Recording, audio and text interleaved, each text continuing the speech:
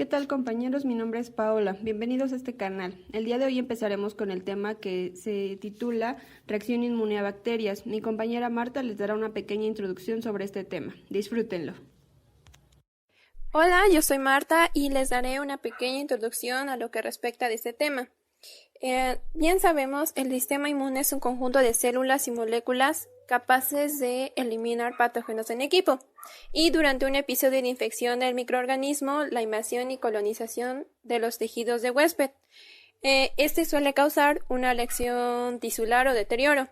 Ahora bien, algunos de estos patógenos pueden producir una enfermedad mediante la liberación de toxinas. Sería interesante conocer algunos datos curiosos sobre este sistema inmune. Los anticuerpos son una infantería microscópica, es decir, cuando el cuerpo detecta gérmenes o sustancias extrañas que provocan una respuesta inmune, estos pueden desencadenar la creación de anticuerpos. Una vez creados, los anticuerpos recuerdan a los invasores, por así decirlo, y evitan que estos mismos antígenos repitan un ataque. Este descubrimiento científico hizo que la eficacia de las vacunas fuera una realidad, como lo veremos más adelante en el tema. Aunque los anticuerpos son el ejército del cuerpo, de todas maneras, cuidar el organismo de agentes externos puede mantenerlo funcionando sin problema. Lavarse las manos, como hemos visto, es una de las formas más efectivas de prevenir la propagación de enfermedades. Pero aunque en general muchos lo saben, pocos lo hacen realmente después de ir al baño, tocar los animales, antes de cocinar o manipular algún tipo de cosas. Otro dato curioso es que el sistema inmune puede llegar a fallar. Este está diseñado para trabajar para mantener sano al cuerpo humano. Para la mayoría de las personas sanas, el sistema inmunológico se adapta a los cambios respondiendo a nuevos gérmenes como bacterias, virus y parásitos todos los días, como lo veremos en el tema más adelante. Esta constante exposición a nuevos gérmenes permite que el sistema inmunológico aprenda a medida que crece, creando inmunidades día a día. Sin embargo, en casos raros, las personas con condiciones inmunes crónicas como la inmunodeficiencia primaria tienen un sistema defectuoso que no puede corregirse, como lo hace un sistema saludable, lo que las hace propensas a infección. Y se preguntarán, ¿cómo sucede esto? Bueno, en unos instantes se dará a conocer dicho proceso y sus clasificaciones de esto, con ayuda de mi compañera Fernanda. Hola, ¿qué tal? Soy Fernanda. Aquí les explicaré sobre la supervivencia y patogenicidad de los microorganismos en nuestro cuerpo o huésped. Las bacterias son microorganismos procariotas que son capaces de generar daños tisulares graves a nuestro organismo y que pueden clasificar en muchos tipos y subtipos. Entre esas clasificaciones podemos encontrar aquella que las separa por su tipo de infección. Unas son capaces de entrar, infectar y convivir con el huésped por mucho tiempo, incluso pudiendo causar una enfermedad de tipo crónico. Estas son conocidas como bacterias intracelulares. Otra manera es aquellas que son muy tóxicas y desde que entran a infectar, entran activando múltiples respuestas del sistema inmune. Estas son las bacterias de tipo extracelulares, que producen enfermedades agudas. Bueno, como dijo mi compañera, las bacterias son microorganismos patógenos capaces de generar daño, pero existen algunos datos curiosos sobre ellas, como por ejemplo que portamos entre 2 y 10 millones de bacterias desde el codo a la punta de los dedos. ¿O sabían que enfermedades causadas por bacterias pueden entrar a tu cuerpo cuando te tocas la nariz, la boca, los ojos o algunas heridas abiertas, que son las más comunes? Y es muy interesante saber, por ejemplo, también otro dato curioso, que en la calle los cajeros automáticos tienen más bacterias que en un baño público. Las enfermedades que provocan las bacterias son las que conocemos como infecciones. Como ya vimos en el otro dato curioso, vimos que entran por la nariz, por la boca y por los ojos especialmente. Pero estas infecciones son solo provocadas por las bacterias patógenas. De todos modos, el rango de enfermedades bacterianas que podemos contraer es enorme.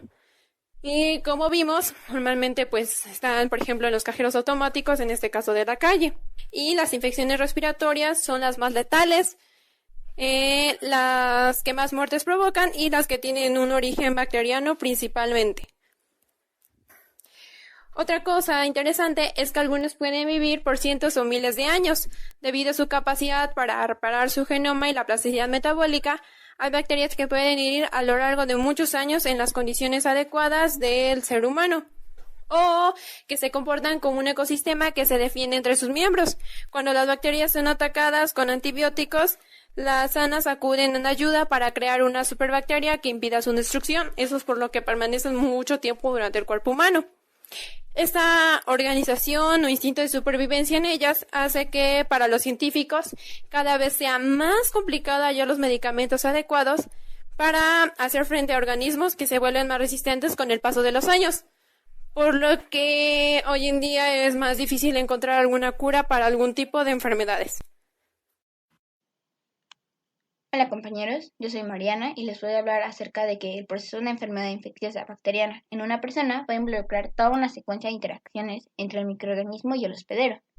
Para ello va a incluir la entrada del agente, la invasión y la colonización de los tejidos, además, claro, de la evasión del sistema inmune y la alteración funcional ocasionada, donde vamos a encontrar rasgos que van a caracterizar a esta inmunidad frente a las bacterias, las cuales van a ser la defensa contra bacterias, que va a estar mediada por la inmunidad tanto natural como la adquirida, los diferentes tipos de bacterias que estimulan distintas respuestas linfocitarias y diversos mecanismos efectores. Y finalmente, la supervivencia y la patogenicidad de las bacterias en el hospedero, que van a estar altamente influidas por la capacidad para evadir o resistir la inmunidad protectora. Además, claro, de que el daño hístico y la enfermedad resultante de la infección pueden ser causados por la propia respuesta del hospedero frente a las bacterias y sus productos, en lugar del agente por sí mismo. Los tipos de bacterias se clasifican en dos, intracelulares y extracelulares. En el caso de las bacterias extracelulares, como son bacterias de tipo gram positivas, tenemos como ejemplo los estafilococos y estreptococos. El mecanismo de patogenicidad es por medio de exotoxinas. Estas son proteínas solubles que son liberadas al exterior por algunas bacterias. Tienen múltiples actividades biológicas, sin embargo, solamente puede afectar a aquellas células que contengan receptores específicos a este tipo de proteínas. En cambio, las gram negativas, como el E. coli, el mecanismo de patogenicidad es por medio de endotoxinas. A diferencia de las anteriores, es un lipopolisacárido. Es un componente mayoritario de la membrana externa. Esta toxina solo puede liberarse después de la destrucción de la pared celular de la bacteria. En esta, su tipo de toxicidad es muy alto y se debe a que las toxinas que secreta comienzan a trasladarse por la circulación del huésped. El mecanismo de patogenicidad va a depender de la respuesta inmune del receptor y su tipo de toxicidad es todo lo contrario a las extracelulares, ya que en cambio estas es muy baja debido a que estos agentes necesitan permanecer de manera pasiva en el organismo. Mi compañera Marta explicará las características de las bacterias intra- y extracelulares. Bueno, yo le voy a hablar de las características de las bacterias que, como ya dijimos, pueden ser intracelulares y extracelulares. Primero hablaremos de las extracelulares. Uno es la secreción de proteínas, las cuales son las toxinas más potentes y pueden ser endotoxinas que forman la pared bacteriana o exotoxinas que son secretadas por la propia bacteria. 2. Pueden producir una inflamación excesiva como las bacterias biogénicas, que son bacterias muertas. 3. Es la secreción de superantígenos, por ejemplo, Staphylococcus y Streptococcus A, que producen toxinas capaces de activar muchos linfocitos. Esta respuesta a las enterotoxinas estafilococas requiere del complejo mayor de histocompatibilidad, clase 2. Estas enterotoxinas se unen directamente a la porción constante de las moléculas clase 2 por fuera del sitio de unión y de este modo no serán procesadas. Este complejo es reconocido por los linfocitos TCD4 más alfa y beta. Cuarta característica es que producen sustancias nocivas como la hialuronidasa, la cual lisa el tejido conjuntivo y permite la diseminación bacteriana. También están las colagenasas y elastasas, que destruyen la estructura del tejido conjuntivo. Y por último está la secreción de LPS, que significa lipopolisacárido. Este se va a unir al lípido A y posteriormente se une a los macrófagos, induciendo la formación de interleuquinas como la TNF o la interleuquina 1, y de ahí se desencadena una cascada de citoquinas. Y por otro lado, como ya habíamos dicho, tenemos las bacterias intracelulares. Una característica es que se clasifican según a su hábitat. Puede ser facultativas o estrictas. Las facultativas prefieren fagocitos mononucleares, pero pueden infectar otras células. Y las estrictas, que son incapaces de vivir fuera de la célula y prefieren células no profesionales, aunque pueden infectar fagocitos mononucleares. Otra segunda característica es que son poco tóxicas las células infectadas, ya que sobreviven. La tercera es que pueden producir enfermedades crónicas de larga duración, a comparación de las extracelulares que producen enfermedades agudas. Y por último, tienen la capacidad para sobrevivir y multiplicarse en el interior de los fagocitos. Con respecto a la inmunidad natural, las bacterias extracelulares son fagocitadas por las PMN, monocitos y macrófagos. Son muy sensibles a la destrucción fagocitaria. Ahora bien, las endoxinas, como las LPS, estimulan a la producción de citoquinas por macrófagos y otras células como el endotelio vascular.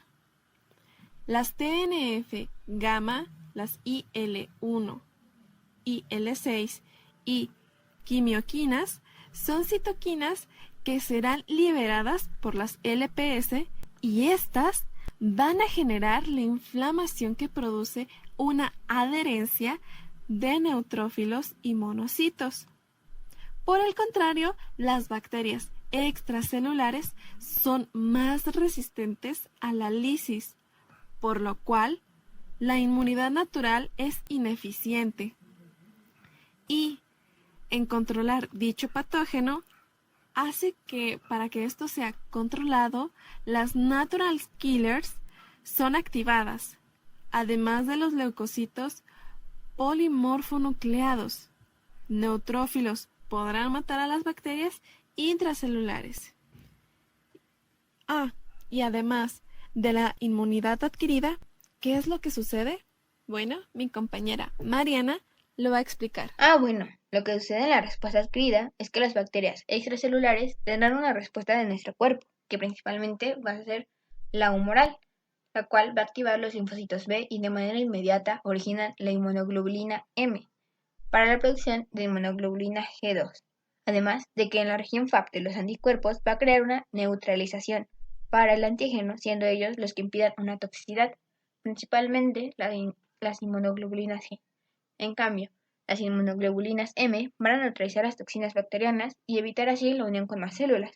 Incluso la inmunoglobulina G con la inmunoglobulina M van a activar el sistema de complemento para atacar y destruir directamente a las bacterias. Y esto aumenta la eficacia de la fagocitosis, ya que la membrana del fagocito va ligada con el objetivo. Ahora bien, lo que va a suceder contra las bacterias intracelulares va a ser explicado por mi compañera Paola. Las bacterias intracelulares serán atacadas por células TCD4 y CD8. Estas células van a contribuir al desarrollo de la inmunidad protectora contra estas bacterias y las células TCD8 que sean activadas actuarán como linfocitos citotóxicos en células que ya hayan sido infectadas previamente y presentan antígenos bacterianos en el contexto del MHC de clase 1. La persistencia de una bacteria intracelular va a generar una especie de estimulación antigénica crónica, lo que puede conducir a una formación de granulosomas que rodearían a los microorganismos impidiendo su eliminación, es decir, que lo utilizaría como una especie de barrera protectora, y en consecuencia habría inflamación granulomatosa, y esto es una característica histológica propia de muchas infecciones producidas por micobacterias. Después de la información proporcionada, ¿qué tipo de análisis comparativo habría en el proceso de la inmunidad en las infecciones dadas por bacterias intra- y extracelulares? ¿Qué opinan, compañeras? Bueno, una sería que las bacterias intracelulares, nuestra respuesta inmune serían los linfocitos T, mientras que en las extracelulares serían los anticuerpos. Eso es verdad. Otro punto sería que las bacterias intracelulares son de baja o ninguna toxicidad. Por el contrario, las extracelulares llegan a producir múltiples toxinas. ¿No es así? Bueno, además de que las intracelulares van a producir una respuesta tardía, ya que están en el hueso por largo tiempo, llegando a causar una enfermedad crónica, lo contrario de las extracelulares, que producen enfermedades agudas por su rápida respuesta.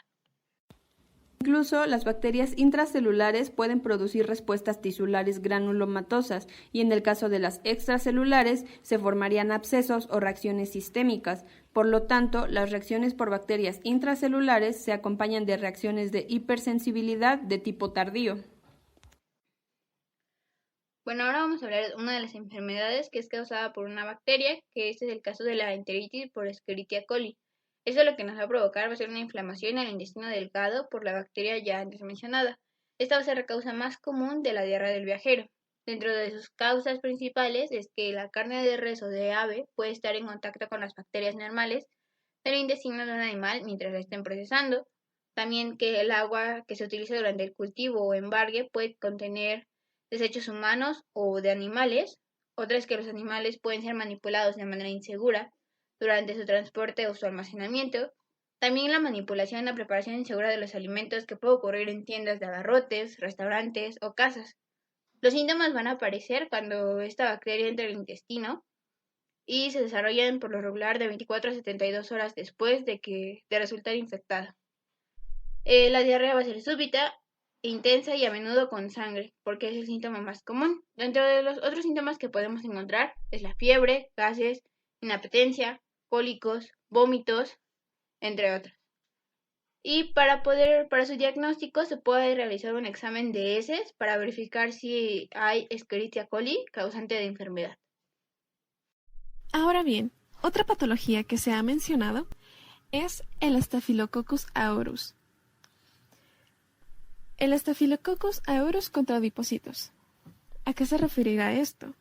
Bueno, este es un microorganismo comensal inocuo, presente en la piel y en la mucosa. Sin embargo, también representa un patógeno mortal responsable de una gran cantidad de infecciones cutáneas. Por otra parte, causa neumonía, sepsis, abscesos de órganos, endocarditis y osteomielitis. Sabemos muy bien que Alexander Fleming, en 1928, aisló colonias de color dorado en esta gran bacteria gram positiva a lo largo de una placa de Petri, excepto en un borde contaminado por el moho, que es la Penicillium notatum, o sea, penicilina.